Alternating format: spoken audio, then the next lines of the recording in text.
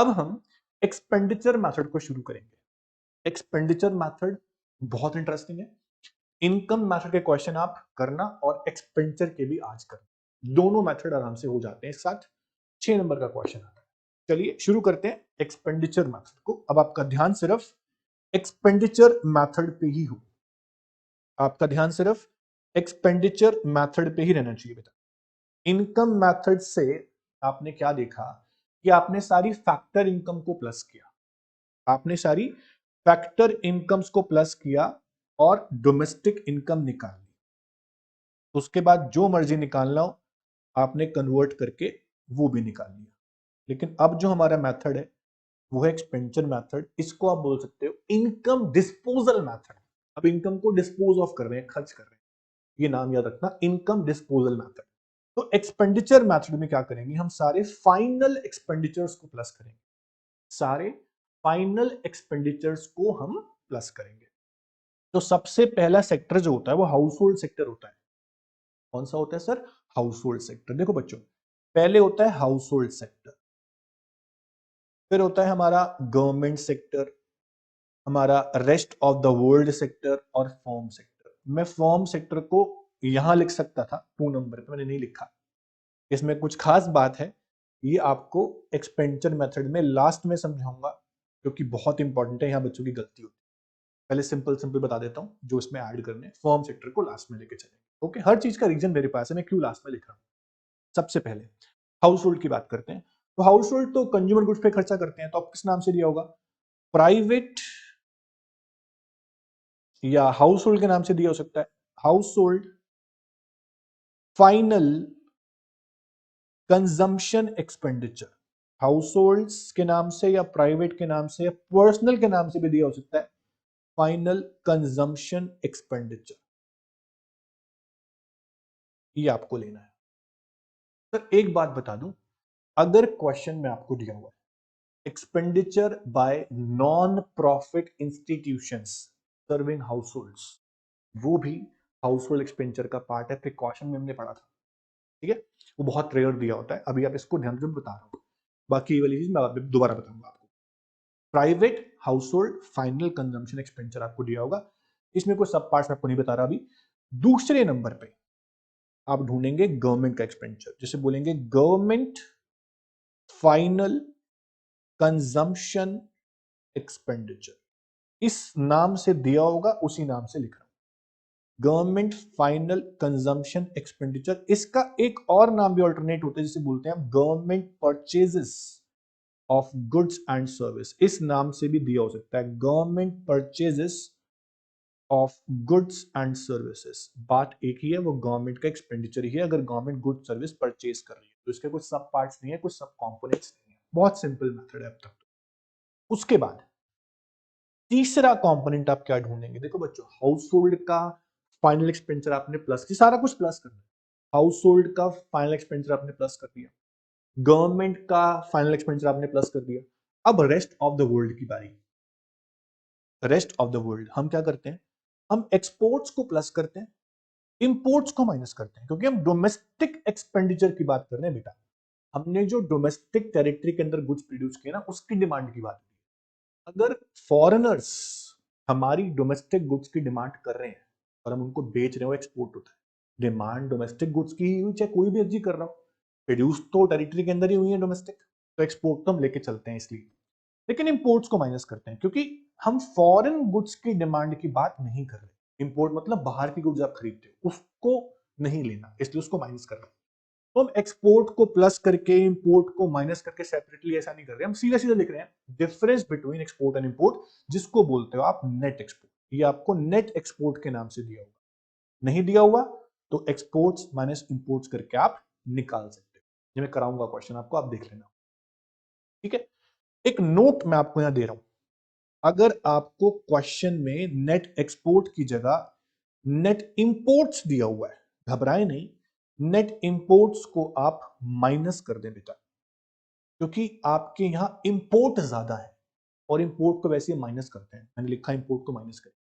Export यहां है ही नहीं, आपका एक्सपोर्ट बहुत कम थे, इस बार इंपोर्ट बहुत ज्यादा थे, आपका नेट इंपोर्ट आया, माइनस बैलेंस आया, तो इसको आप माइनस करेंगे, ध्यान देना, माइनस। इसे आप प्लस नहीं करेंगे। नेट इंपोर्ट्स को आप माइनस करेंगे, बहुत रेयर होता है, बट रेयर हो चाहे ज्यादा बताना जरूरी है। तो नेट इंपोर्ट्स को माइनस करना है, स्पेशल नोट है। पर बहुत बार आपको हमेशा ये दिया होगा नेट एक्सपोर्ट्स आप प्लस करेंगे।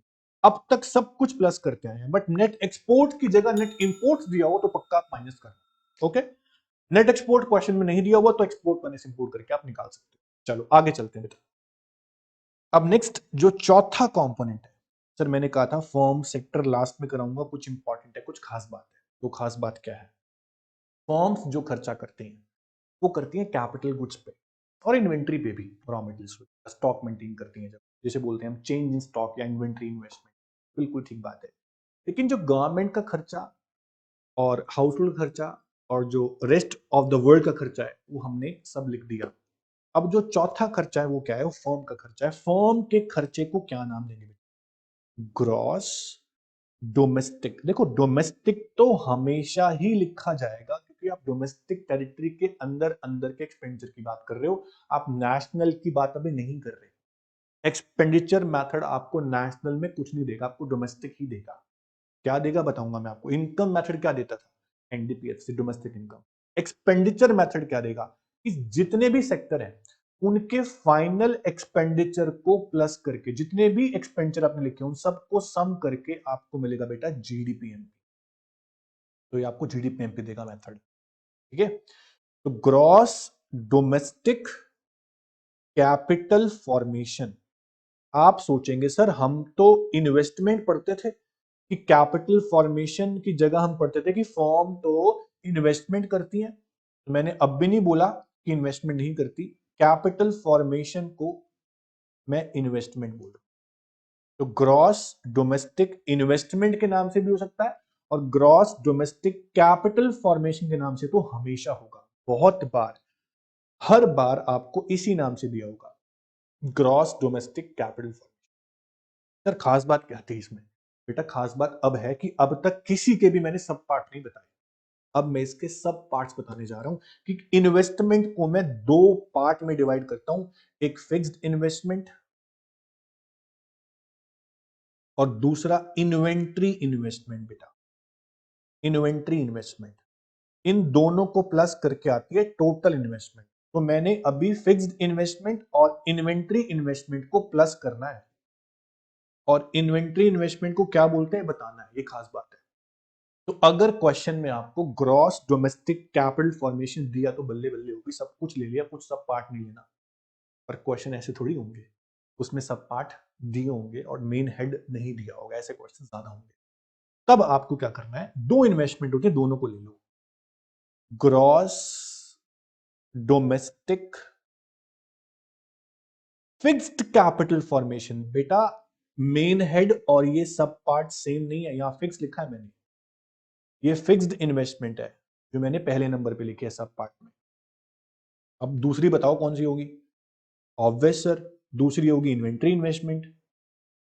तो दूसरी होगी बेटा इन्वेंट्री इन्वेस्टमेंट। इन्वेंट्री इन्वेस्टमेंट के नाम से नहीं दिया हुआ तो आप चेंज इन स्टॉक के नाम से ढूंढ लेना, पक्का मिलेगा।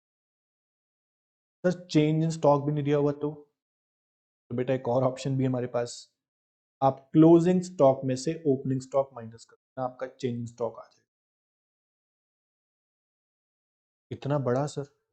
अभी कहा था बेटा खास बात है, इसलिए दोनों को दोबारा समझाऊंगा। सर एक बार में समझ में आ जाएगा, ध्यान से सुनना। ग्रॉस डोमेस्टिक कैपिटल फॉर्मेशन ये इन्वेस्टमेंट है, फर्म का खर्चा। सर इन्वेस्टमेंट दो तरह की होती है, बात सिंपल है। एक फिक्स्ड कैपिटल फॉर्मेशन, ये लिख दिया फिक्स्ड इन्वेस्टमेंट हो गई, प्लस दूसरी हो गई बेटा इन्वेंट्री इन्वेस्टमेंट। मैंने कुछ नया थोड़ी लिखा, दो इन्वेस्टमेंट लिखी है, फिक्स्ड इन्वेस्टमेंट इन्वेंट्री इन्वेस्टमेंट, नाम बदल गए। नाम है gross domestic fixed capital formation और इन्वेंट्री इन्वेस्टमेंट, मतलब चेंज इन स्टॉक। तो आपको घबराना नहीं है, अगर क्वेश्चन में ग्रॉस डोमेस्टिक कैपिटल फॉर्मेशन दिया है, फिक्स्ड वर्ड नहीं दिया हुआ, मतलब मेन हेड है वो, जैसा कि ये मैंने बताया। अगर आपको दिया हुआ है gross domestic fixed capital formation तो पक्की बात है वहां पे अभी चेंज इन स्टॉक प्लस करेंगे, इन्वेंट्री इन्वेस्टमेंट प्लस करेंगे, तब जाके मेन हेड बने। क्वेश्चन मेन हेड भी है और क्वेश्चन में change in stock inventory investment भी है, तो मेन हेड लेंगे, बात खत्म हो गई। तो आपको सबसे ज्यादा फोकस करना पड़ेगा बेटा इस फोर्थ वाले पॉइंट पे, जो बहुत इंपॉर्टेंट क्वेश्चन में कराऊंगा, अभी घबराए नहीं आप, बस समझें, ठीक है। तो इन सब को प्लस करके, इन सब को प्लस करके बेटा जी मेरे को मिलेगा GDP-MP, क्योंकि हाउस होल्ड का खर्चा नंबर 1 पे लिया हमने, गवर्नमेंट का खर्चा और रेस्ट ऑफ द वर्ल्ड का खर्चा और फर्म्स का खर्चा, इन सारे खर्चों को मिला के मिलेगा आपको GDP-MP। एक बात ध्यान रहे, अगर क्वेश्चन में ग्रॉस डोमेस्टिक कैपिटल फॉर्मेशन की जगह यहां पे नेट डोमेस्टिक कैपिटल फॉर्मेशन दिया है, तो आपका आंसर भी फिर नेट में आएगा, ग्रॉस में नहीं आएगा। तो इससे GDP-MP भी आ सकता है और NDP-MP भी आ सकता है। NDP-MP तब आएगा जब यहां पे ग्रॉस की जगह बेटा नेट दिया होगा। आप नेट ही ले लेना, फर्क नहीं पड़ता, फिर आंसर भी नेट में लिखना, बात खत्म। GDP-MP ना लिख के NDP-MP लिखना। ये सारी बातें प्रैक्टिस करने से आएंगी, सुनने से नहीं आएंगी। अब इसकी प्रैक्टिस करते हैं, एक्सपेंडिचर मेथड के क्वेश्चन सॉल्व करते हैं बेटा। तो एक्सपेंडिचर मेथड के क्वेश्चन करने से पहले इस मेथड को एक बार नजर तो मार लो, कितना इंपॉर्टेंट मेथड है, बहुत मजा आता है, ये चैप्टर मेरा फेवरेट है बच्चों, ठीक है। अब चलो एक्सपेंडिचर मेथड के क्वेश्चन सॉल्व करते हैं। तो क्वेश्चन में सबसे पहले हम चलते हैं एक्सपेंडिचर मेथड में क्वेश्चन नंबर 13 पे, क्वेश्चन नंबर 13 सॉल्व करते हैं। देखो बेटा क्वेश्चन नंबर 13, क्वेश्चन 13 बोलता है कैलकुलेट नेशनल इनकम, मतलब NNPFC आपको निकालने को बोल रहा है, by income method and expenditure method. सबसे पहले बात करते हैं बेटा एक्सपेंडिचर मेथड, क्योंकि अभी हमने वही खत्म किया। तो एक्सपेंडिचर मेथड में आपको 4 हेड मैंने बताए, house hold final consumption expenditure, उसके अलावा government final consumption expenditure, net exports expenditure and gross domestic capital formation. सबसे पहले बात करते हैं हाउस होल्ड्स की। उससे पहले आपको जब भी क्वेश्चन सॉल्व करना है एक्सपेंडिचर मेथड्स, तो जैसा कि मैंने आपको इनकम मेथड में बताया कि NDP-FC डोमेस्टिक इनकम मिलती है आपको इनकम मेथड से, लेफ्ट साइड में आप NDP-FC लिख देते थे। इस मेथड से क्या मिलता है, एक्सपेंडिचर मेथड से आपको या तो मिलता है GDP-MP या मिलता है आपको NDP-MP, या GDP-MP या NDP-MP। अब इस क्वेश्चन में आपको क्या मिलेगा, उसमें आप सबसे पहले चेक करो कि जो ग्रॉस डोमेस्टिक कैपिटल फॉर्मेशन लिखा था यहां पे नेट है या ग्रॉस। कैपिटल फॉर्मेशन वाले हेड में हमेशा आपको चेक करना है कि ग्रॉस है या नहीं, बाकी सब जगह चेक नहीं करना, सिर्फ लास्ट वाले कंपोनेंट में चेक करना है ग्रॉस है। तो मुझे दिखाई दे रहा है इस क्वेश्चन में मुझे नेट कैपिटल फॉर्मेशन दिया है, ना कि ग्रॉस, तो मेरा आंसर NDP-MP आएगा, ना कि GDP। बहुत सिंपल है। तो आपको छोटी छोटी बातें ध्यान रखनी है। तो यहां पे आपका आंसर बेटा जी NDP-MP निकलेगा, ना कि GDP। अब आप देखो कि कौन कौन से हेड्स होते हैं एक्सपेंडिचर। सबसे पहला हेड होता है हाउस होल्ड का। तो हाउस होल्ड का जो हेड है वो दिया है मुझे प्राइवेट फाइनल कंजम्पशन एक्सपेंडिचर के नाम से नंबर 1 पे। दूसरा होता है बेटा गवर्नमेंट का एक्सपेंडिचर। ढूंढते हैं क्वेश्चन में, तो मुझे दिख रहा है कि गवर्नमेंट का एक्सपेंडिचर मुझे 12 नंबर पे दिया है, government final consumption expenditure number 12 लिख दिया मैंने, नंबर 12 पे। तीसरा होता है बेटा रेस्ट ऑफ द वर्ल्ड का खर्चा। एक्सपोर्ट्स में से इंपोर्ट्स को माइनस कर रहे थे और नेट एक्सपोर्ट्स निकल के आ रहा था। तो रेस्ट ऑफ द वर्ल्ड के लिए मुझे क्या दिया हुआ है, एक्सपोर्ट इंपोर्ट दिए हुए हैं या नेट एक्सपोर्ट ही दिया हुआ है। तो मुझे नंबर 10 पॉइंट पे दिया हुआ है सीधा सीधा नेट एक्सपोर्ट्स, मुझे निकालने की जरूरत नहीं है, एक्सपोर्ट माइनस इंपोर्ट करके मैंने लिख दिया। अब जो खास बात वाला पॉइंट था फॉर्म्स का कैपिटल फॉर्मेशन, वो मुझे मेन हेड दिया है, सब पार्ट मुझे चेक करना है।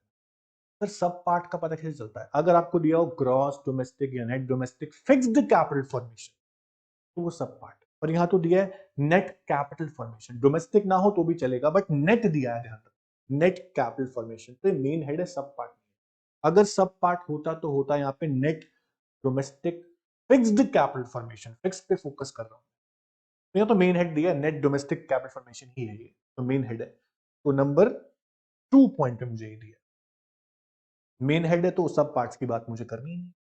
अब मैं सारे आइटम्स को प्लस करता हूं। नंबर 1 पे मेरे को दिया है हाउस होल्ड खर्चा 2000, नंबर 12 पे मुझे दिया बेटा गवर्नमेंट का 600, और नंबर 10 पे दिया है नेट एक्सपोर्ट्स 20, तो 600 और नंबर 10 पे दिया है 20 और 2 नंबर पे दिया है नेट कैपिटल फॉर्मेशन 400। इनको प्लस कर देते हैं बेटा, 2000 और 600 2600 और 400 3000, तो 3020 यानी कि करोड़ में आपको दिया है, ये आपका आगे बेटा एनडीपीएम। क्वेश्चन बोल रहा है आपको फाइंड आउट नेशनल इनकम मतलब एनएनपीएफसी, तो करना क्या है, सिर्फ कन्वर्जन करना है। एनएनपीएमपी आपके पास आ गया, आपको सिर्फ और सिर्फ सॉरी एनडीपीएमपी आपके पास आ गया बेटा, एनएनपीएमपी नहीं, आपके पास एनडीपीएमपी आया बेटा। तो एनडीपीएमपी से क्या करना है आपको, सिर्फ डोमेस्टिक में ऐड करना है एनएफआई, तो नेशनल आ जाएगा, और एमपी में से माइनस करना है एनआईटी, तो आपके पास एफसी आ जाएगा। तो एनडीपी एमपी की वैल्यू 3020, एनएफआई कितना दिया है, net factor income from abroad 11 number पे आपको दिया है सर -20, तो मैंने लिखा बेटा -20, और एनआईटी नेट इनडायरेक्ट टैक्सेस नहीं दिया तो क्या करते हैं, इनडायरेक्ट टैक्स में सब्सिडी को माइनस करते हैं, पर यहां पे आपको सीधा सीधा एनआईटी दिया है दैट इज 400, तो मैंने 400 और माइनस कर, 3020 में से 20 गए तो 3000 और 400 भी गए तो 2600 करोड़, ये आपका आंसर आ गया एनएनपीएफसी का, यानी कि national income through expenditure method. क्या हमारा आंसर ठीक है बेटा, हमारा आंसर 2600 करोड़, ये हो गया एक्सपेंडिचर मेथड से। क्या हम इसी क्वेश्चन को इनकम मेथड से भी सॉल्व कर सकते हैं, क्वेश्चन बोल रहे हैं निकालने, बिल्कुल कर सकते हैं। तो इनकम मेथड आपको एनडीपीएमपी जीडीपीएमपी नहीं देता, इनकम मेथड आपको एनडीपीएफसी देता है, तो आप एनडीपीएफसी लिखें और फॉर्मूला डाल दें COE plus OS plus MI. तो कंपनसेशन ऑफ एम्प्लॉय आपको 4 नंबर पे दिया, आप 4 नंबर लिख दें यहां पे। ऑपरेटिंग सरप्लस आपको 7 नंबर पे दिया है, सीधा सीधा कोई सब पार्ट नहीं ढूंढना, मेन हेड दिया हुआ है, और मिक्स्ड इनकम आपके पास यहाँ पे है ही नहीं, तो आप 0 लिख देंगे। तो 4 नंबर पे आपको दिया हुआ था सर कंपनसेशन 1900, और ऑपरेटिंग सरप्लस आपको दिया है सर 720, तो 1900 और 720 होता है सर 2620, ये आपका 2620 करोड़ एनडीपीएफसी आ गया। पर क्वेश्चन आपको बोल रहा है फाइंड आउट एनएनपीएफसी, तो आपके पास एनडीपीएफसी आ चुका है, आपको सिर्फ और सिर्फ एनएफआईए प्लस करना है, आपका एनएनपीएफसी आ जाएगा। यानी 2620 में आप एनएफआईए की वैल्यू -20 आपको यहाँ दी हुई है, तो आपका आंसर आ गया बेटा जी 2600 करोड़। आपका आंसर सेम आया दोनों मेथड से, तो ऑलमोस्ट ये सेम ही आता है 2600 करोड़। बहुत रेयर चांस होते हैं कि अलग अलग आए, आ सकता है अलग, ऐसा नहीं है कि अलग नहीं आ सकता। तो 2600 करोड़ आपका आ गया सेम इससे भी और सेम एक्सपेंडिचर मेथड से। इस तरह से आप एक्सपेंडिचर और इनकम मेथड के क्वेश्चन सॉल्व कर सकते हैं। एक्सपेंडिचर मेथड में मैं आपको एक क्वेश्चन और सॉल्व कराता हूं बेटा, एक्सपेंडिचर मेथड में मैं आपको एक क्वेश्चन और सॉल्व कराता हूं, बहुत बहुत इंपॉर्टेंट क्वेश्चन, मैंने ये क्वेश्चन बहुत बार देखा है कई पेपर में, वेरी वेरी इंपॉर्टेंट, मैं इसको बहुत इंपॉर्टेंट बोलता हूँ, 100% इस क्वेश्चन को मैं कराता हूं हमेशा। इसमें इनकम और एक्सपेंडिचर मेथड दोनों का यूज है, और डेप्रीशिएशन के नाम यहां पर नहीं दिए, फिर भी डेप्रीशिएशन निकल सकता है, ऐसा एक क्वेश्चन, बहुत इंपॉर्टेंट क्वेश्चन, क्वेश्चन नंबर 16, इसको ध्यान से करना है, क्वेश्चन जरूर आपको कहीं ना कहीं मिलेगा, आपको अटकाएगा, आपको अटकना नहीं है।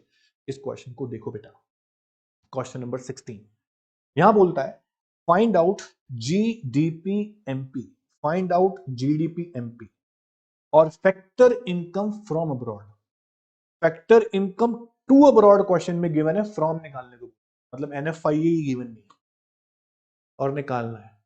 तो कैसे करेंगे इस क्वेश्चन को, इस क्वेश्चन में इनकम मेथड के कंपोनेंट भी है और एक्सपेंडिचर मेथड के कंपोनेंट भी है, तो कैसे करेंगे, मैं करा रहा हूं, ध्यान से सुनना। सबसे पहले मैं निकालता हूं बेटा इस क्वेश्चन में, मान लीजिए मैं इनकम मेथड से यूज करता हूं, मुझे कंपनसेशन दिख रहा है, आप भी होंगे तो यही करेंगे, कंपनसेशन दिख रहा है आपको, आप इनकम मेथड लगा देंगे। तो इनकम मेथड में सबसे पहले मुझे निकालना होता है एनडीपीएफसी, जिसे COE plus OS plus MI करके हम निकाल सकते हैं। तो कंपनसेशन एम्प्लॉयज आपको 1500 दिया, आपने ऐड कर दिया, ऑपरेटिंग सरप्लस आपको रेंट इंटरेस्ट दिया है और प्रॉफिट भी दिया है, रेंट इंटरेस्ट मिला के 700 हो गया, प्रॉफिट मिला के आपका 1200 हो गया, तो आपने लिख दिया 1200, यानी 2700 करोड़ ये आपका एनडीपीएफसी आ गया। चलो जी, बहुत बढ़िया। अब आपको बोल रहा है फाइंड आउट जीडीपीएमपी। क्या बोल रहा है? जीडीपीएमपी। तो निकाल लेते हैं सर, जीडीपीएमपी हम कन्वर्ट करके निकाल लेते हैं एनडीपीएफसी से। नेट से ग्रॉस पे जाएंगे तो डेप्रीशिएशन प्लस करेंगे, और एफसी से एमपी पे जाएंगे तो प्लस एनआईटी भी कर देंगे। अब एनडीपीएफसी आपका 2700, डेप्रीशिएशन आपको क्वेश्चन में गिवन नहीं है, अभी दिख नहीं रहा मुझे यहां पे, और एनआईटी आपको क्वेश्चन में गिवन है 250। अब मैं आपको बता रहा हूं, यहां डेप्रीशिएशन निकल सकता है, हिडन डेप्रीशिएशन है यहां पे, डेप्रीशिएशन इज हिडन।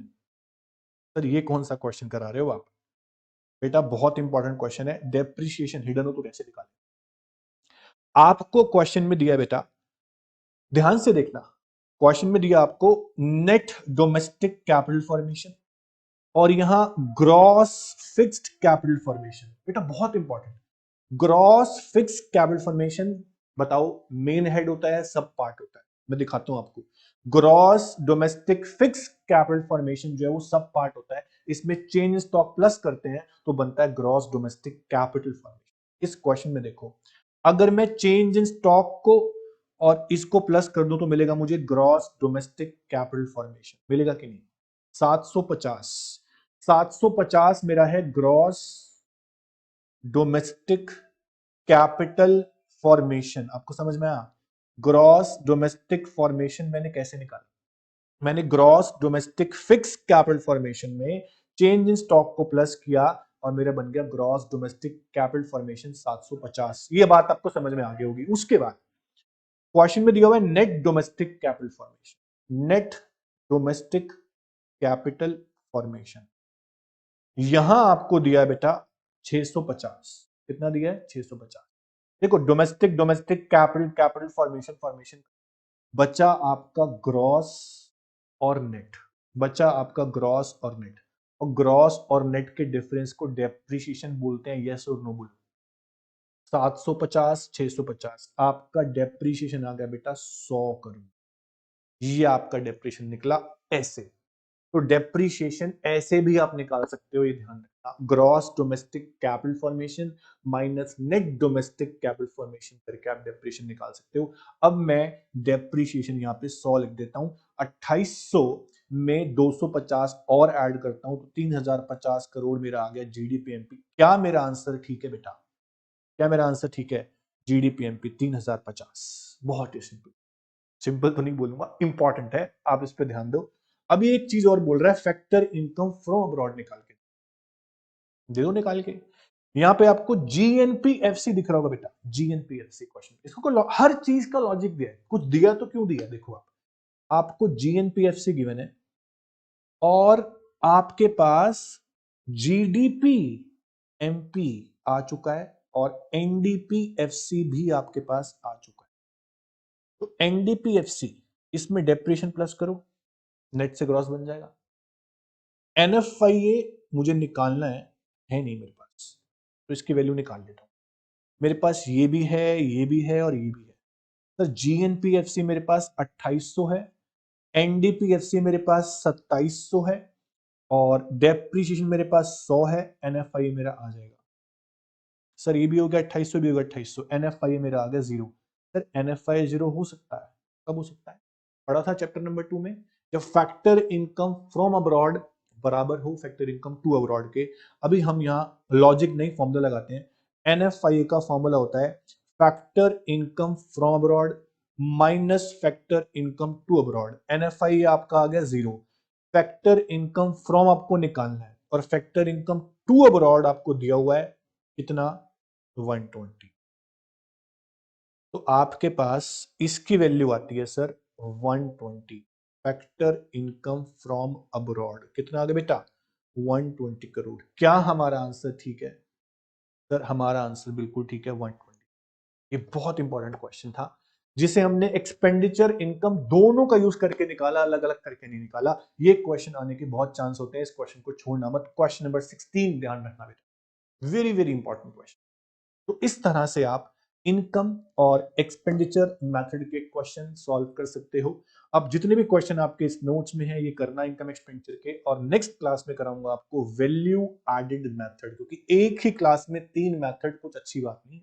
पहले 2 क्वेश्चन, 2 मेथड में परफेक्शन लाओ, क्वेश्चन करो 50-60 जितने क्वेश्चन आपकी बुक्स में है सारे क्वेश्चन करो। बुक के पीछे, रेफरेंस बुक के पीछे बहुत सारे क्वेश्चन दिए होते हैं, उन सारे क्वेश्चन को कर डालो इनकम और एक्सपेंडिचर के, कसम से परफेक्शन आ जाएगी। ये सारे कर लो, उसके बाद कराऊंगा वैल्यू एडेड मेथड। तो आज के लिए इतना ही। बड़ा मजा आया क्लास करके मुझे, तो आपको भी आया होगा। नेक्स्ट क्लास में और मजा करते हैं वैल्यू एडेड मेथड के साथ। आज के लिए थैंक यू सो मच बच्चों, टेक केयर।